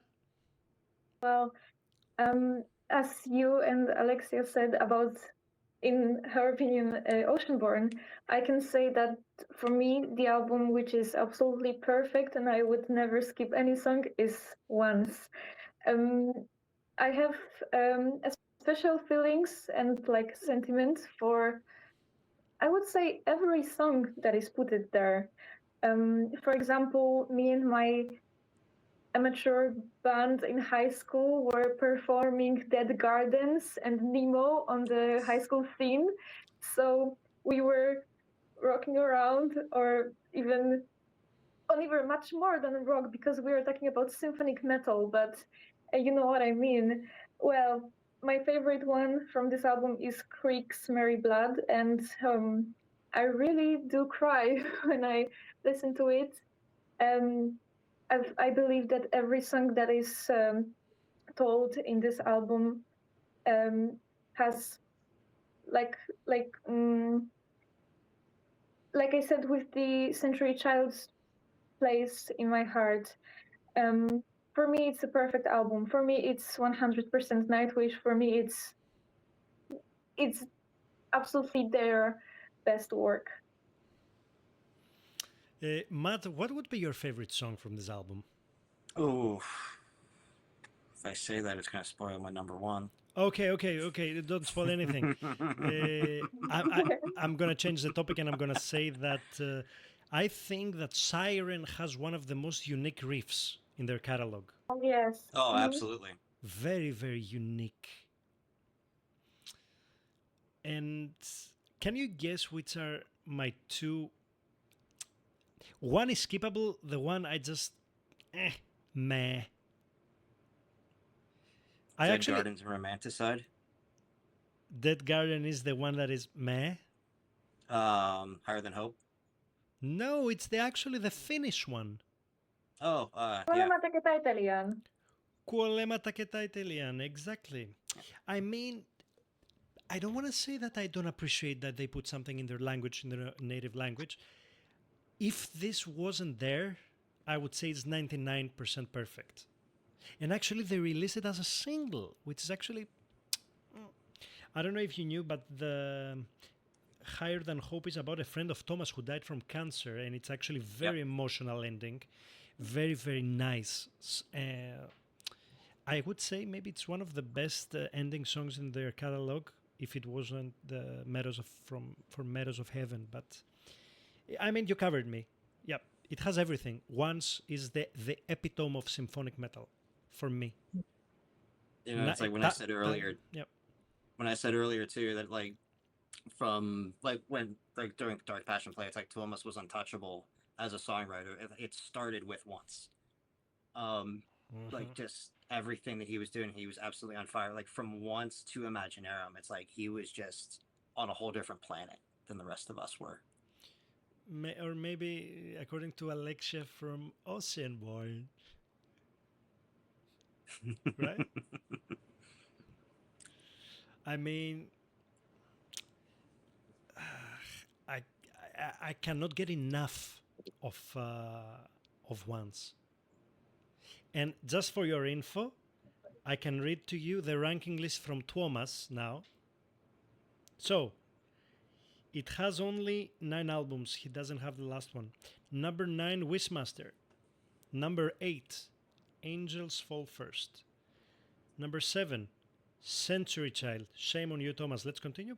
Number 6, Dark Passion Play. Number 6. Number 5, Imaginarium. Number 4, Once. Number 3, Oceanborn. Alexia, hooray! Number 2, Endless Forms Most Beautiful. Number 1, Human Nature. By the way, they're saying that I read in some article that Endless Forms Most Beautiful is the third best symphonic metal album of all time according to Metal Hammer. And I was like, so number 1 is Once, right? I was like, yeah. All right. Wow. So many different ranking lists. So I hate to say this, I have to wrap up and go, unfortunately. No worries. But yeah, I just want your opinion, Matt, before you go, because I'm gonna stay a little bit with Alexia and Martyna. Tell me, who is your personal favorite Nightwish singer? Who you think is the best, and who you think is the best fit for the band? So my personal favorite singer is going to be Floor. Best fit for the band is also Floor, but my favorite albums are from the Tarja era. All right. Just I don't know. I feel like she's the best vocalist in the world right now. Interesting. Yes. Okay. So I'll leave on that note, but it has been an absolute pleasure talking with everybody here. Thank you so much for joining us, and we will see you in a few weeks with the top 10, Matt. Yes, I can't wait. It's going to be fun. Stick around, and God bless. Thank you, buddy, for joining us. Yep. Here, Matt. I'll see you guys. Thank you. Thank you. Bye. Thank you so much. Ladies, so Alexia, Martyna, I want to hear the same. So, Tarja number 1 album and Tarja number 1 album. Me also, Tarja number 1 album. But is it Tarja the best fit? Is it your personal favorite, or? Who goes Should I go? first? Yeah, sure. Yeah, go Alexia. I think it's complicated. Like I kind of feel like, to me, the three of them represent very different eras of the band, and they were all a good fit for that particular era. But if I had to answer who is my favorite singer, I would have to agree with Matt. It would have to be Flor. I think she is super versatile, and covering a Tarja song is hard. And she has not just covered the songs, but she has made them her own. And I think that's genius, because then nobody compares them. Yeah. And you can listen to the songs, and you almost feel like you're listening to two different songs. And I think that that's really masterful, is if a singer is able to do that. I've been lucky enough that I saw Nightwish with Daria, Floor, and Annette. Um, I was very disappointed with Annette's live performance. She just, I don't know if it's nerves or what it is, but there's no like presence there. Whereas when Taria and Floor take the stage, it's like bam, they're there, and they They captivate you. yeah, all eyes are on them. I didn't feel that with Annette.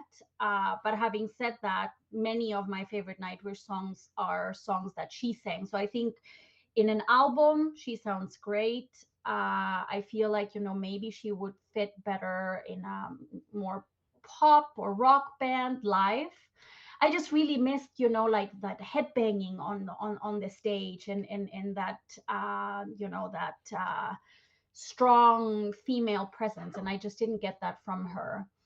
And I also have to say that Floor to me is the best fit for the band. I think Thomas can go folk metal, symphonic metal, rock, pop. It doesn't matter what he chooses. I think she would do an amazing job, just because she has that versatility in her voice. All right. Martina? Well, for me, my totally favorite singer from Nightwish is Tarja. I like Tarja's era the most, and I like her operatic, really gothic and dark voice the most.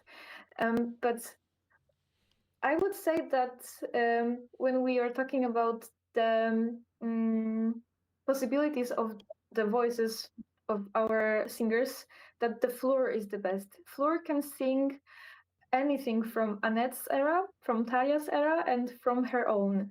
She can sing absolutely everything. So I believe that Floor was absolutely the best thing that happened to Nightwish, because thanks to her, Nightwish is still alive, I believe. But if there was no problems with Tarja, I would really like to see Tarja in Nightwish like forever. I believe that then um, our favorite band would be even more symphonic and gothic, and we will probably may not talking about Imaginarium and, for example, Human Nature, because when Tarja will be Nightwish, there will be no such albums. The way would be like turned around in the dark gothic way, which is my favorite when it comes to the vibe you can hear from Taria's era. So for me, Floor is the best what happened to Nightwish. She is the most talented, but what suits Nightwish the most is Taria. Oh, so okay. My personal favorite is Taria. Hands down, Taria. I grew up with Taria. I saw her live. I Nightwish is in my top three bands. It's not number one, but it's in my top three. It depends on the moods and everything. I love the symphonic. I love the gothic style. This is what Nightwish was for me for so many years until Annette. Taria cannot sing Dark Passion Play or Imaginarium. She can't. She's not this style of singer. Annette cannot sing Taria songs. But Floor, then comes Floor, that as you both said, she's so versatile. She brings so much amazing stage presence. She can sing anything from any era. I don't want to say it in a bad way. I think that nobody can really sing like Annette. Annette is so different from Floor and Taria, so lighter voice that nobody between the two of them can really copy her. But if someone can, then it's Floor. Floor can cover Taria era, and Annette. Personal favorite Taria, best fit Floor. I agree with you that she's the best that happened to the band. but I just want to say one thing, that seeing Daria live is like you seeing a mermaid or like a muse standing there in front of you. It's like a theater performance. This feeling you don't get, okay, from a net zero, but you don't get that from Floor. Floor is like a great metal, beautiful woman, with the tattoos and the beautiful vocals and everything, but you're not in awe like you are with Daria. It's like you see a statue singing. You get this. I don't know. At least me. Mhm. Mm. It's like this, like a muse, like a siren, like the song. Mm. And She is so special. you know, it's very, very, very special and unique. And I've seen her also with her solo project, Daria, alone with a band, singing some of her songs and everything. She's nice, but the Nightwish was the special thing, and we're not really gonna find out what really happened and she got fired and why, and if Thomas was in love with her and she didn't want to. And this is gossip for another day, but what a great band that we're actually alive to be experiencing all this, what they've done since 1997 until today, with so many different eras, singers, new members. I'm just gonna miss Marco a lot. We're talking about a lot the three singers, but we really have to appreciate Marco's presence in the band, Mhm. what he brings, and Islander, Planet Panic with this. I wish I had an Angel Hello. I mean, Oh yeah. Oh yes. you cannot replace that. You cannot replace that, and I'm really gonna miss him. This is one of the reasons that the Floors albums are going also down, especially Yesterwine, that he's not there. Um, Mm. Maybe Kai will start singing. That's my hope. yep, why We'll not? see. Yeah. Martina, Alexia, it was a pleasure. We are officially 2 hours and 7 minutes. The time passed just like this. It was a pleasure having you here with Matt as well. Likewise. Thank Um, you for having me. I hope you enjoyed the whole discussion, and you have to push your limits for the top 10, because trust me, this is the hard part. It's not the ranking of the albums. The top 10 is the hard part with Nightwish, because you have tons of options and you just don't know what to pick. I started with top 25 and I'm like, oof. Then I'm like, all right, top 15. And then it's impossible. I'm still not done with it. So I wish you the very best of luck. Thank you very, very much. It was a pleasure to meet you in person. And I'm glad that you are actually the first women that entered the Talk and Rock podcast, and with one of my favorite bands. So it is extra bonus in that, of course. So see you in the next time. Yeah. Gather up your top 10. And Talk and Rock fans out there, thank you so much if you are still here with us after 2 hours and 7 minutes. God bless you. Let us know in the comments what you like the most. And special thanks to all of our guests, Alexia, Martina, and Matt, for joining me today. And we will see you in the next time with the top 10 of Nightwish. So talk and rock, and see you around. Say bye, guys. Bye. Guys.